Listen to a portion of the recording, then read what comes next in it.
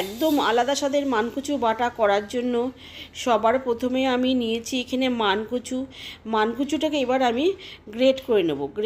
Great করা মানকচুটাকে ভালো করে 2-3 বার ধুয়ে নেব। এদিকে মিক্সার জারে নিয়ে নিলাম 1 চামচ সাদা সর্ষে, আর নিয়ে নেব 2 চামচ নারকেল কোড়া, আর দিয়ে দেবো 3টে মতন কাঁচা লঙ্কা দিয়ে এবার আমি দিয়ে দিচ্ছি মানকচুটা দিয়ে এবার আমি এটাকে একটা বেটে নেব। এবার কড়াইতে দিয়ে দিলাম কালো জিরে আর সর্ষের তেল, দিয়ে এবার আমি মানকচুর বাটাটাকে দিয়ে দিলাম একটু হলুদ আর পরিমাণ মতন নুন হলুদ দিয়ে এবার মানকচুটাকে আমি প্রায় মিনিট 5 আমি রান্না করে নেব।